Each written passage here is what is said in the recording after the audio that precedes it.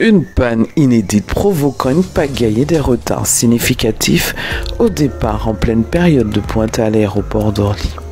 Celui-ci est perturbé par un dysfonctionnement du système de traitement des bagages. Les vols vers les Antilles, la Guyane et les Outre-mer en général sont impactés. Les causes de cette panne, constatée à l'ouverture de la plateforme avant l'aube ce jeudi, n'étaient toujours pas identifiées hier en début d'après-midi selon une source aéroportuaire. Estimant qu'environ 10 000 passagers voyageant sur 40 vols étaient affectés, le gestionnaire de l'aéroport, le groupe ADP, a évoqué une panne inédite et assuré que des équipes techniques étaient à pied d'œuvre.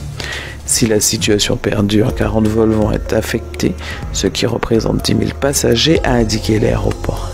La panne affecte surtout les vols au départ du terminal 4. Les autres terminaux ne sont pas concernés. Pour tenter de répondre au problème, 3 modes alternatifs ont été mis en place par les compagnies. Soit les bagages sont acheminés manuellement par le personnel de la compagnie jusqu'à la soute, une procédure très longue, soit les vols sont transférés vers d'autres terminaux d'Orly ou réaffectés vers l'aéroport Charles de Gaulle. Cet incident a éclaté alors que l'été dans les aéroports parisiens avait mieux démarré qu'en 2022 avec des opérations globalement fluides malgré des niveaux de trafic proches de 2019 avant la crise sanitaire. Il y a un an, 35 000 bagages avaient été égarés après une grève de 3 heures de salariés d'ADP à Paris Charles de Gaulle. Monsieur Picard Gaëtan, membre fondateur et tambourien du groupe folklorique Dahlia, est mort. Il était une figure du patrimoine folklorique guyanais dont il avait à cœur de partager ses valeurs et ses pratiques. Ses proches sont invités à lui rendre un dernier hommage le lundi 7 août à partir de 19 h au local de l'association à la cité Capullo à Cayenne. Radio Mayuri s'associe à la douleur de sa famille et adresse ses plus sincères condoléances à son épouse et ses enfants.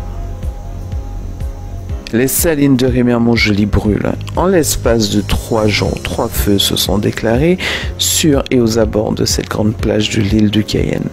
En pleine saison d'émergence des tortues, l'association Quata indique, je cite, « La mise à feu des zones herbeuses est communément utilisée pour la chasse aux iguanes. Elle permet de faire fuir les animaux et d'en faciliter la capture.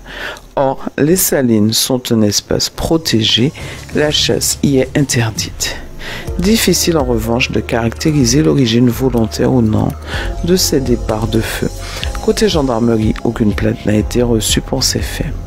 Quata poursuit, au-delà de la pression sur les populations d'iguanes, les feux affectent l'ensemble de la biodiversité du site et son attractivité par la désolation qu'ils laissent durablement après leur passage.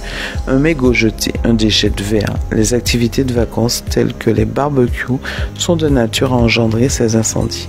C'est les regroupements de ces feux en une période si courte qui interroge l'association.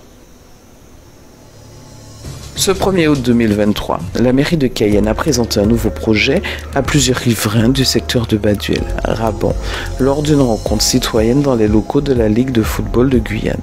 Au premier trimestre 2024, une nouvelle voie à double sens reliera la route de Raban à la route de Baduel. Une quinzaine de riverains étaient présents et la municipalité souhaitait notamment recueillir leurs suggestions. Les travaux concernent une surface de 3200 m² sur 220 mètres. Cette voie à double sens limitée à 30 km/h sera équipée d'une piste cyclable, de coussins berlinois, type de ralentisseur, de l'éclairage public, d'un trottoir, de places de stationnement, de poubelles et de végétation. Les travaux seront effectués en 4 à 6 mois selon la météo. La voie pourrait être ouverte dès le début 2024. Dans le cadre de cet aménagement, la municipalité prévoit d'améliorer les canalisations car la qualité du sol de cette zone est jugée très médiocre. Par ailleurs, les épaves aujourd'hui présentes sur les lieux seront retirées. Certaines l'ont déjà été. Après Saül, Mena, Papa-Icheton ou encore Rémière-Montjoly, C'est au tour de Montsinéry Grande de se lancer dans un atlas de la biodiversité communale, ABC. Projet de sciences participatives. L'objectif est de produire un inventaire précis des habitats, de la flore et de la faune de la commune avec l'appui de scientifiques et en partenariat avec l'association Sepangui. Le conseil municipal de Montsinéry Grande s'est engagé dans cette démarche de développement durable avec la volonté politique de viser à mieux connaître le patrimoine naturel local. Mettre en valeur toute la richesse culturelle de son département natal, c'est le but de Karina Ali. Son baccalauréat en poche, elle quitte la Guyane direction Paris, capitale de la mode. Elle intègre une école de stylisme, travaille pour de grands couturiers, découvre toutes les arcanes et les coulisses de l'industrie du luxe.